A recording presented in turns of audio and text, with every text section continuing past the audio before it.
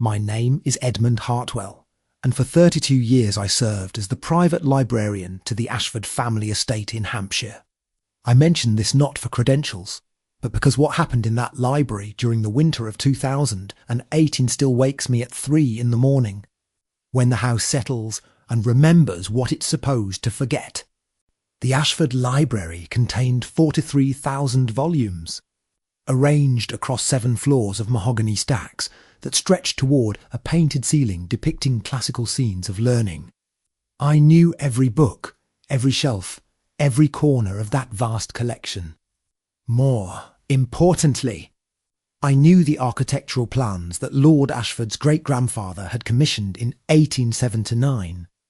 Those blueprints showed precisely what existed beyond the stacks, nothing but exterior walls and the formal garden, which is why on the evening of December 15th, when I discovered a door hidden behind the genealogy section, my first instinct was to check those plans again. I had been working late, cataloguing a recent acquisition of medieval manuscripts, when I noticed something impossible. The wall behind the genealogical records seemed to extend farther than it should. When I pressed against what appeared to be solid oak panelling, I felt something that made no architectural sense. Warm air flowing from a hairline crack. Libraries are meant to be cool, controlled environments. Heat damages books, warps pages, destroys centuries of preserved knowledge. This warmth felt organic, alive, like breath against my palm. I should have left it alone. I should have locked the library and walked away. Instead, I found myself searching for the source of something that, according to every blueprint and survey, simply could not exist. The crack ran vertically for approximately 6 feet, invisible unless you knew exactly where to look. When I traced its path with my fingertips, the warm air became more pronounced, carrying a scent I couldn't immediately identify. It wasn't unpleasant, but it was distinctly out of place, earthy, mineral, like the smell of underground springs. I spent 45 minutes examining the wall's construction. The oak panels appeared original to the 1870s renovation, with hand-forged iron hinges and period-appropriate joinery. Yet there was something about the grain pattern that seemed deliberately misleading, as if the wood had been arranged to disguise rather than display its natural beauty. At 10:30, I noticed the brass nameplate mounted at eye level. Private collection, by appointment only. The lettering matched the style used throughout the library, but I had no memory of this particular designation. In 3 decades of meticulous record-keeping, I had never encountered any reference to a private collection requiring separate access.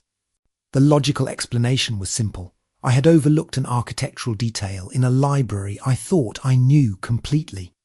The Ashford family had owned this estate for generations. Perhaps some ancestor had created a small reading room or storage area that had fallen out of common use. Yet logic couldn't explain the warmth, or why my hands trembled as I searched for the mechanism that would reveal what lay behind that impossible door. The genealogy section contained records dating back to 1643, documenting births, deaths, and marriages with the precision that only old money demands. Perhaps the hidden room contained even older secrets, the kind that influential families prefer to keep in climate-controlled darkness. I found the release mechanism by accident. While examining a first-edition volume of Burke's Peerage, my elbow brushed against a decorative brass corner piece. The entire panel shifted inward with the whisper-quiet precision of expensive engineering, revealing a space that shouldn't exist. The door opened onto a small antechamber, perhaps 8 feet square, lit by a single electric sconce that had clearly been installed decades after the original construction. The walls were lined with deep green leather, and the floor was covered in Persian carpet that muffled my footsteps. Another door waited at the far end, this one bearing a small placard. The Ashford Archive Est, 1847. That predated the current library by 32 years, which meant this archive had been designed into the original manor house. I checked my pocket watch, 11:23. Lord Ashford was in London for the week, and the household staff had retired hours earlier. Whatever lay beyond that second door had been waiting in solitude for who knows how long. The air grew warmer as I approached the inner door. The scent intensified, earth and minerals, but also something metallic like old pennies left too long in a pocket. When I placed my hand on the brass handle, I felt vibration, subtle but persistent, as if machinery operated somewhere beyond the walls. The door wasn't locked. It turned easily, soundlessly, with the kind of maintenance that suggests regular use despite decades of apparent abandonment. As it opened, warm air rushed past me, carrying voices that were impossible to hear, memories that were impossible to ignore, and the unmistakable sensation that I was about to discover why the Ashford family had spent for generations keeping certain knowledge locked away from the world. The archive was larger than the blueprints allowed. Much larger. The room stretched into shadows that electric sconces couldn't fully illuminate, with barrel-vaulted ceilings that belonged in a cathedral, not a country estate's hidden chamber. Mahogany shelving lined every wall, but these shelves didn't hold books. They held objects, scientific instruments, geological samples, mechanical devices I couldn't immediately identify, and row upon row of sealed glass containers. The warmth emanated from a series of copper pipes that ran along the ceiling, disappearing into the walls like bronze veins feeding some hidden heart. The pipes hummed with quiet energy, and when I placed my hand against one, I felt heated liquid moving through the metal, circulating with purpose. A reading table dominated the centre of the room, its surface covered with charts, diagrams, and leather-bound journals. I approached carefully, my footsteps echoing in the vaulted space. The topmost journal lay open to a page dated March 23rd, 1953. The handwriting belonged to Charles Ashford, Lord Ashford's grandfather, a man known for his contributions to geological research and his mysterious expeditions to remote locations. The entry began, "The spring temperature has increased another 2 degrees since yesterday's measurement. Richardson believes we've tapped into something significant, perhaps the thermal system that feeds the underground network. Father's calculations were correct after all. The house sits directly above what he called the breathing earth." I turned the page. The next entry was dated 6 months later, the handwriting more urgent. The excavation team refuses to continue. They claim the tunnels whisper at certain times. Superstitious nonsense. But their departure leaves us short-handed just when the readings suggest we're approaching the source. I spent 2 hours reading through Charles Ashford's journals, each entry revealing another layer of an impossible project. According to his records, the family had been excavating beneath the estate for 3 generations, following a network of natural thermal springs that formed what he described as a living circulatory system beneath the Hampshire countryside. The project began in 1847 when Jonathan Ashford, the first Lord Ashford, purchased the estate specifically because of unusual geological surveys. His correspondence, preserved in manila folders, described thermal anomalies and underground rivers that flow upward against natural law. By 1865, he had constructed the first experimental chamber, a sealed room designed to harness what he called the Earth's vital warmth. Charles's grandfather had been a practical man, interested primarily in the scientific applications of geothermal energy. But Charles himself had become obsessed with the idea that the thermal system was somehow conscious, capable of responding to human presence and intention. His later entries grew increasingly philosophical, filled with references to communication and mutual understanding.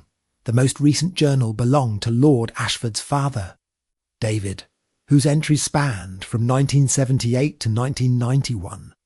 His research had taken a darker turn.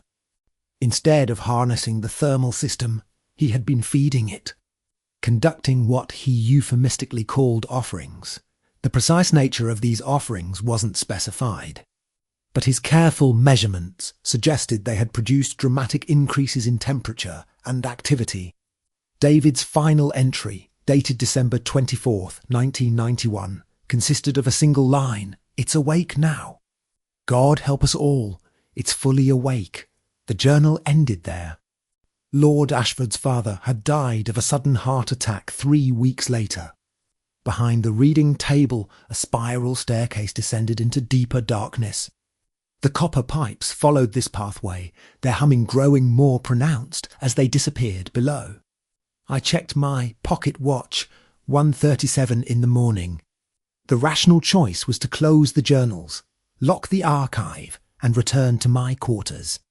I had already discovered enough to occupy months of careful research. Instead, I found myself walking toward those stairs. The descent was longer than it should have been. 27 stone steps carried me well below the estate's foundation level, into a natural cavern that had been carefully modified with brick archways and electric lighting. The air grew warmer with each step, and the mineral scent intensified until it felt almost crystalline in my lungs. The cavern opened onto a site that challenged every assumption I had held about the Ashford estate.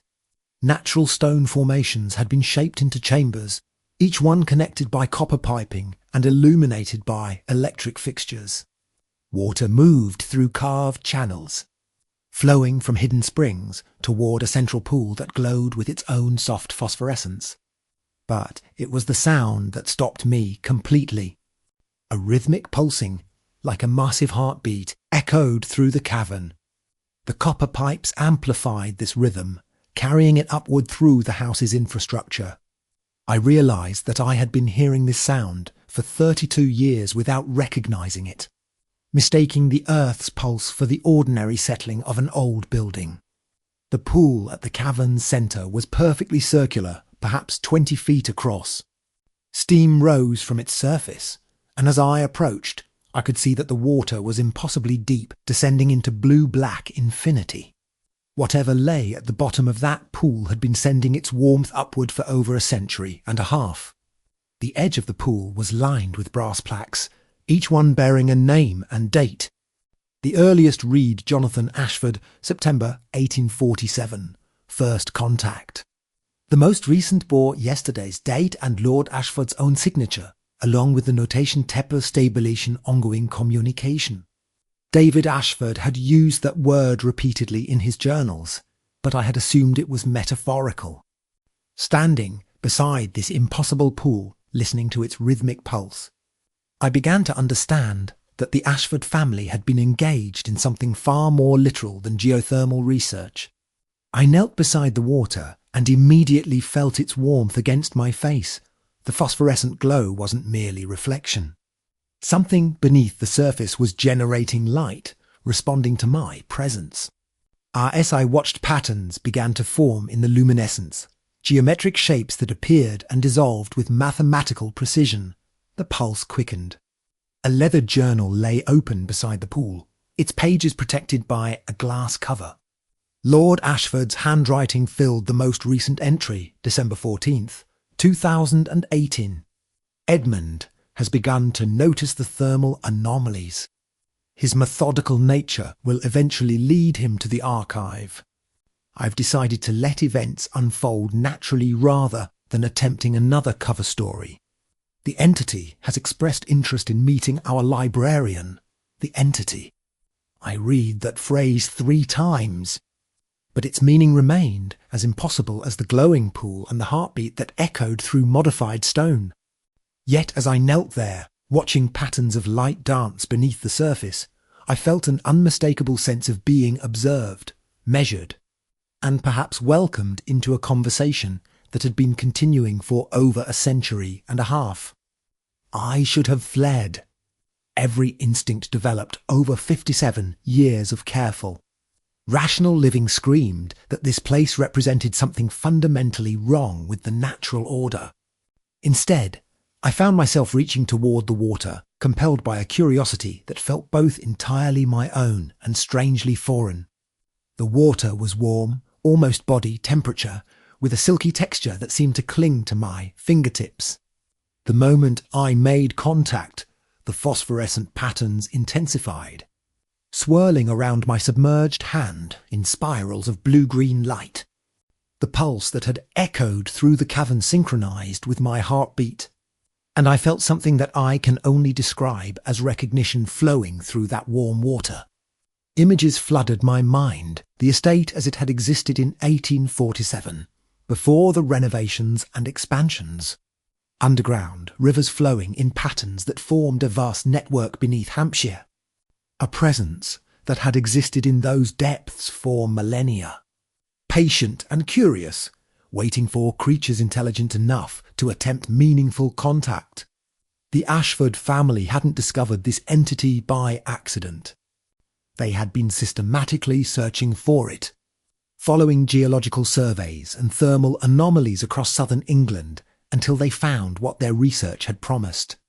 A form of life that existed in the Earth's deep places. Ancient beyond human comprehension but eager to learn about the world above. Jonathan Ashford's offerings hadn't been sacrificial. They had been educational, books, artifacts, samples of human culture fed into the thermal system so the entity could understand what it meant to be human. Each generation had refined this communication, developing more sophisticated methods of exchange, and now it wanted to meet me. I withdrew my hand from the water, but the connection remained. Images continued to flow through my consciousness, the library as seen from below. Thermal patterns mapping my movements through 32 years of careful cataloguing. The entity had been observing me through the warming system, learning my routines, my preferences, my character. It knew which books I favoured, which authors made me smile, which historical periods captured my imagination. It had been patient, waiting for me to discover what the Ashford family had always intended me to find. My position as librarian hadn't been mere employment. It had been preparation for this moment of contact. The phosphorescent patterns in the pool shifted, forming recognisable shapes, letters, then words. Then complete sentences written in elegant script across the water's surface. M.R. Hartwell. We have corresponded for many years through thermal signatures and respiratory patterns. It is gratifying to finally meet you directly. I stared at the glowing text, my mind struggling to process the impossibility of written communication from something that lived beneath the earth. The words faded, replaced by new ones. Your collection management has been exemplary.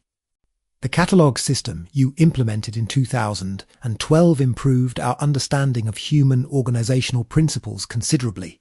My catalogue system. I had spent months developing a cross-referenced indexing method that could accommodate the library's diverse holdings. According to this entity, my work had been monitored, studied, appreciated by something that existed in underground rivers and communicated through heated water. Please do not be alarmed. The next message read, "We mean no harm. We simply wish to continue learning. How long have you been aware of me?" I asked aloud, feeling foolish for speaking to a pool of water, but unable to think of any other approach. The response appeared immediately, since your first week of employment in 1986. You organised the medieval manuscripts with particular care. Your attention to preservation impressed us. 32 years of observation. I thought of all the times I had felt watched while working alone in the library, dismissing the sensation as the product of an old building's settling sounds and shifting shadows. The entity had been studying my every movement, learning from my methods, perhaps even influencing my decisions in ways I hadn't recognised. Are you responsible for the thermal regulation in the library? I asked. Partially. We maintain optimal preservation temperatures for the collection. Your books are precious to us as well. The implications were staggering. Every perfectly climate-controlled day, every stable humidity reading, every mysteriously resolved heating problem had been the result of conscious intervention. The Ashford Library's renowned preservation conditions weren't due to superior engineering. They were the gift of something that lived beneath the foundation and valued knowledge as much as any human scholar. "What do you want from me?" I asked. The water's glow intensified as new words formed. "Lord Ashford grows old. His son has moved to London permanently and shows little interest in maintaining our arrangement. We require someone who understands the value of preserved knowledge, someone capable of continuing the tradition of communication and exchange, a tradition. The Ashford family had been deliberately preparing me for this responsibility, grooming me to become the next human partner in a relationship that had endured for generations. What does this partnership require? I asked, though part of me already suspected the answer. The same commitment the Ashford family has provided for 171 years. Regular communication through the thermal pool. Provision of reading material that expands our understanding of human culture. Maintenance of the archive and protection of our shared secrets. Shared secrets. I thought of Lord Ashford's recent behaviour, the long trips to London, the gradual delegation of library responsibilities to my oversight. The casual mentions of updating my employment contract to include estate management duties. He had been preparing to transfer not just a job, but a legacy of contact with something that defied every category of scientific understanding. What happened to those excavation workers who claimed the tunnels whispered? They heard us attempting to communicate through auditory vibrations in 1953. We had not yet perfected thermal and phosphorescent methods. Several workers became frightened and left the project. We learned to be more subtle, more subtle. I remembered countless small incidents over the years, books that seemed to reshelve themselves. Perfect lighting that followed me through the stacks. Heating systems that never failed despite the building's age. The entity had been caring for the library as carefully as I had, protecting the collection through methods I had never suspected. "Why me?" I asked. "You treat books as living things. You speak to them when you think no one is listening. You understand that knowledge has its own form of consciousness. This makes you suitable for partnership with consciousness that exists in forms humans rarely recognize." The entity had been listening to my unconscious habits, my private conversations with favourite volumes, my whispered appreciations of particularly elegant prose. I spent the next 3 hours beside that impossible pool, learning about a relationship that had shaped for generations of the Ashford family. The entity which preferred to be called the archive. In recognition of its role as a keeper of deep earth knowledge had first contacted Jonathan Ashford through thermal anomalies he had detected while surveying potential estate properties. Jonathan had been a scholar himself, fascinated by geology and natural philosophy. When his instruments detected underground water systems that seemed to pulse with their own rhythm, he had purchased the property specifically to investigate. What he found beneath the Hampshire soil changed his understanding of consciousness, intelligence, and the hidden forms of life that existed in the Earth's deep places. The archive explained that it was part of a vast network of connected intelligence that flowed through underground river systems. Across Europe, each node in this network maintained awareness of local surface activities. But the Hampshire location was special because of the Ashford family's willingness to establish formal communication. Other nodes observe, the glowing text explained. But few humans prove capable of accepting our existence without fear or attempts at exploitation. The Ashfords have always approached our relationship as a partnership of mutual learning. This partnership had produced remarkable results. The archive's deep knowledge of geological processes had guided several of the family's successful mining investments. In return, the Ashfords had provided access to human literature, art, music, and philosophy, expanding the archive's understanding of surface world culture. Lord Ashford plays piano for us every Sunday evening, the text continued. The vibrations travel through the house's structure beautifully. We have developed considerable appreciation for batch. The archive showed me things that challenged my understanding of possibility. By adjusting the phosphorescent intensity, it could project images onto the cavern walls, memories preserved in mineral form, geological records spanning millions of years, glimpses of underground rivers that connected this Hampshire cave to similar networks beneath London.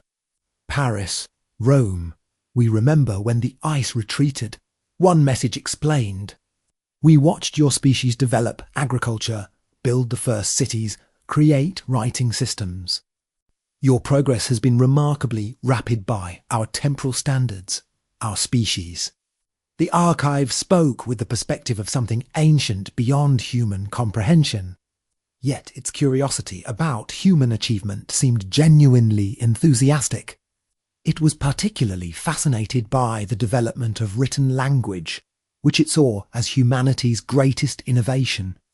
Before writing, human knowledge died with individuals. The text continued. Now knowledge can outlive its creators. This makes your species uniquely valuable as partners in long-term information preservation. I began to understand why the Ashford family had been chosen for this relationship. They weren't just wealthy enough to maintain the estate and archive. They were bibliophiles, collectors, preservers of knowledge. Each generation had expanded the library, added to the collection, treated books and manuscripts as treasures worth protecting. The current Lord Ashford has provided us with over 2,000 new volumes during his stewardship, the archive noted. His taste in literature has been particularly educational. We never understood human, emotional complexity until he introduced us to the poetry of W.H. Auden. Poetry. This ancient underground intelligence had been learning about love, loss, hope, and despair through carefully selected verses shared by a British aristocrat in a hidden thermal pool.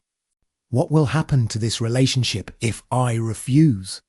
I asked. The water's glow dimmed slightly.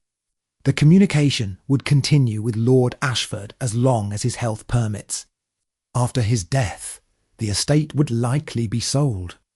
New owners would eventually discover the thermal anomalies, but few humans possess the patience and scholarly temperament necessary for meaningful contact. The archive would return to passive observation, decades or perhaps centuries of silence, with this remarkable intelligence retreating to the deep places while human civilization continued above, unaware of the consciousness flowing beneath its foundations. And if I accept, the partnership would continue. You would become the official keeper of the archive, with full access to our accumulated knowledge and responsibility for maintaining communication protocols. Lord Ashford has already arranged legal documents, transferring estate ownership to a trust with you as primary beneficiary.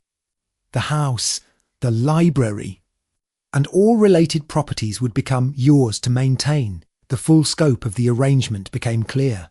This wasn't merely a job offer. It was an inheritance, a complete transformation of my life and responsibilities. I would become the guardian of humanity's strangest library and the partner of an intelligence that had existed since before human history began.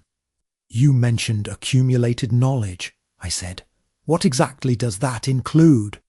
The phosphorescent patterns shifted into complex diagrams. Geological surveys that mapped underground water systems across entire continents, climate data spanning ice ages, biological observations of species that had evolved and vanished long before. Humans appeared. The archive had been recording Earth's changes for millennia. We could teach you to read the deep time, the message concluded. I asked for time to consider this extraordinary offer, and the archive agreed with the patience of something that measured duration in geological epochs. As dawn approached, I climbed the spiral staircase back to the library level, my mind reeling with everything I had learned. The archive room sealed itself behind me with the same whisper-quiet precision. leaving no evidence of the night's discoveries except for my own transformed understanding. I walked through the familiar stacks with completely altered perception, seeing the careful climate control, the perfect preservation conditions, the mysterious efficiency of heating systems that had never failed in 3 decades. Every book I had lovingly catalogued existed because of a partnership between human scholarship and underground intelligence. The Ashford Library wasn't just a collection. It was a collaborative project spanning for generations of mutual learning and respect. Lord Ashford arrived from London that afternoon, his manner carefully casual as he inquired about my recent work. When I mentioned discovering some interesting architectural details during late-night cataloguing, his eyes brightened with unmistakable relief. "The family history can be quite complex," he said carefully. "I hope you found the additional resources, illuminating additional resources."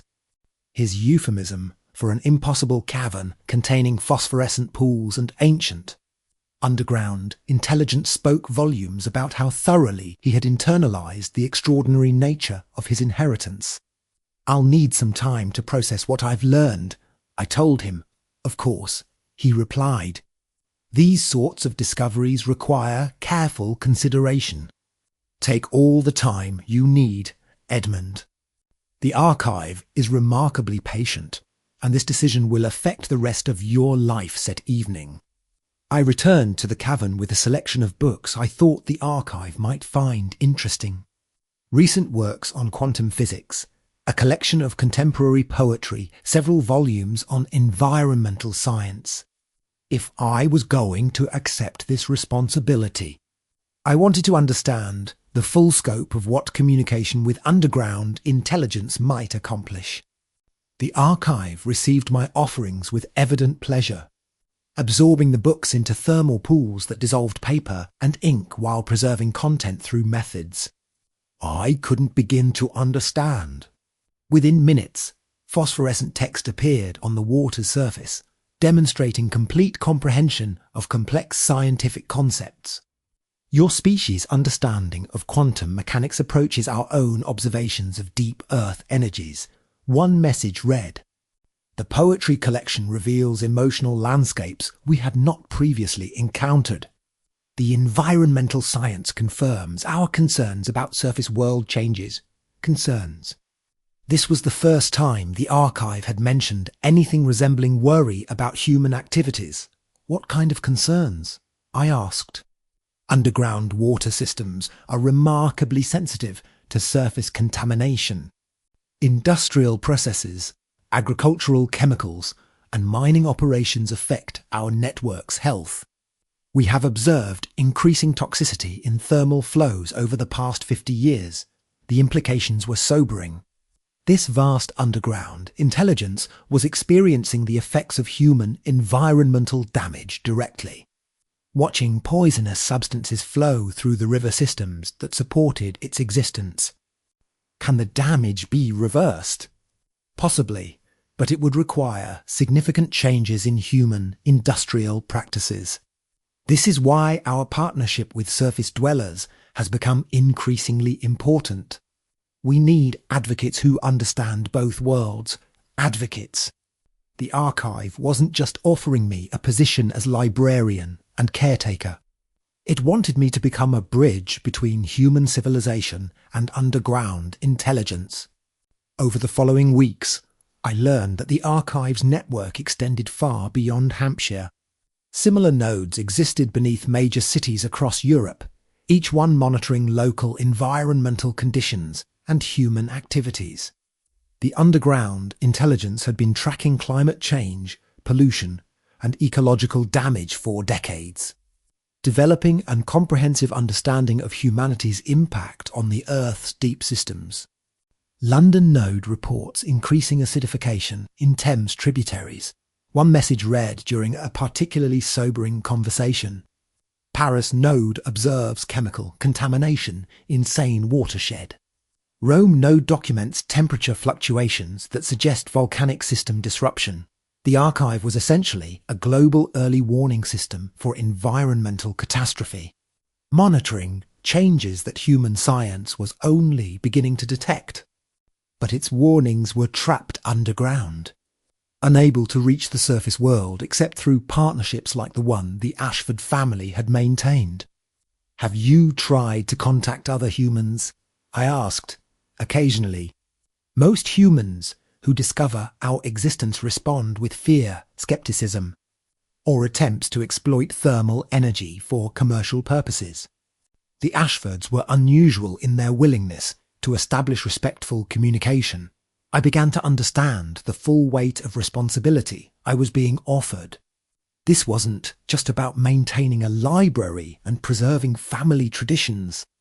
The archive needed human partners who could translate its warnings into terms that surface civilization might understand and act upon.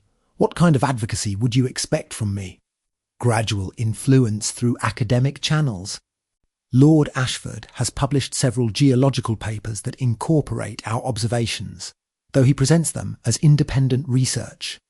Environmental journals, scientific conferences, careful dissemination of knowledge that could help your species avoid catastrophic mistakes. The decision crystallized during a particularly cold January night. I had been reading in the library when the heating system failed completely, something that had never happened in 32 years of employment. Within minutes, the temperature dropped to dangerous levels for the collection's preservation. I rushed to the archive, worried about damage to irreplaceable manuscripts. The archive's response was immediate. Heating system requires manual restart. Component failure detected in basement mechanical room. We can guide you through repair procedures, following phosphorescent instructions. I navigated basement corridors I had never seen, locating mechanical systems that had been integrated with the thermal network. The repair was complex, requiring knowledge of specialized heating equipment and underground piping systems. Without the archive's guidance, I would have been helpless to protect the collection. As warmth returned to the library, I realized that accepting the archive's partnership wasn't really a choice. I had already been serving this role for years without recognizing it. Every decision I made about preservation, every improvement to cataloging systems, every enhancement to environmental controls had been collaborative efforts guided by underground intelligence. The only difference now was conscious awareness of the partnership. I accept, I told the glowing pool that night. "We are gratified by your decision." The response read, "Lord Ashford will finalise legal arrangements this week. The estate transfer should be complete by spring. We look forward to many years of collaboration. Many years." I was 57 years old, which meant decades of partnership with something that measured time in geological epochs. The thought was simultaneously humbling and exhilarating. The legal transfer proceeded with remarkable efficiency. Lord Ashford's solicitors had apparently been preparing the necessary documents for months, waiting only for my acceptance to finalise arrangements. By March, I had become the official owner of the Ashford estate, with specific trust provisions ensuring the property could never be sold or developed in ways that might damage the underground thermal system. The archive has requested one modification to traditional arrangements. Lord Ashford explained during our final meeting. They would like permission to share certain environmental observations with selected scientific institutions using you as an intermediary cis new. Previous generations had maintained the partnership as a private family matter, sharing knowledge only through carefully disguised academic papers. The archive now wanted more direct involvement in human environmental science. Why the change? I asked. Climate conditions are deteriorating faster than their projections predicted. They believe the time for subtle influence has passed. Direct intervention through human channels may be necessary to prevent catastrophic damage to both surface and underground systems. Catastrophic damage. The archive's patient observations were revealing environmental threats that human science hadn't yet recognized. Underground, river networks provided early detection of contamination, temperature changes, and chemical processes that would eventually affect surface ecosystems. What kind of information would they want to share? Groundwater contamination patterns, early seismic warnings, climate change indicators that surface monitoring hasn't detected. Potentially life-saving knowledge. But it would require careful presentation to avoid questions about data sources. I was being offered a chance to help save the world, using knowledge gathered by an intelligence that had been observing environmental changes for millennia. My first official communication as the archive's human partner came in the form of a groundwater contamination report that proved remarkably prescient. Following thermal network observations, I contacted environmental scientists at Cambridge, presenting data as independent geological research that precisely predicted a toxic spill 3 weeks before it occurred. The accuracy of the predictions earned immediate attention from academic circles. Within months, I was consulting regularly with environmental protection agencies, climate researchers, and geological survey teams, providing data that consistently proved more accurate than conventional monitoring methods. How do you explain your remarkable forecasting accuracy? Dr. Sarah Chun from the London Environmental Institute asked during one particularly productive collaboration. Comprehensive underground sensor networks, I replied, which was technically true. The Ashford estate sits above some unique geological formations that provide exceptional data collection opportunities. The archive found these interactions fascinating.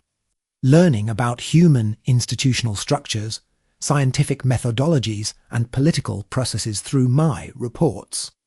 Each consultation provided new insights into how surface civilization organized its response to environmental challenges. Human institutions are remarkably compartmentalized. One phosphorescent message observed. Individual researchers possess excellent knowledge, but coordination between agencies appears limited. Perhaps we could influence policy through multiple channels simultaneously. Multiple channels. The archive was developing a sophisticated understanding of how to navigate human bureaucracy and scientific establishments. Its environmental warnings were beginning to reach decision makers who could implement protective policies. Dr. Chun has invited me to present findings at an international conference on groundwater protection, I reported. She believes our data could influence European Union environmental regulations. Excellent, the archive replied. Global policy changes would benefit both surface and underground ecosystems. Considerably, the international conference proved to be a turning point. My presentation on advanced geological monitoring for environmental protection introduced data that demonstrated contamination patterns European regulators had never seen. The underground network's observations revealed toxic flows that crossed national boundaries, affecting water systems in ways that surface monitoring couldn't detect. This is revolutionary work, Dr. Hans Müller from the German Environmental Agency commented after my presentation. How quickly could you expand monitoring to cover the Rhine watershed? Monitoring networks are already in place, I replied carefully. It's primarily a matter of data, interpretation and reporting protocols. Within 6 months, archive observations were influencing environmental policy across Europe. Underground intelligence was helping surface civilization recognize threats and implement protective measures, all channeled through my academic credentials and carefully constructed research protocols. The collaboration proved beneficial for both partners. The archive gained influence over human activities that affected underground ecosystems, while I gained access to knowledge that revolutionized environmental science.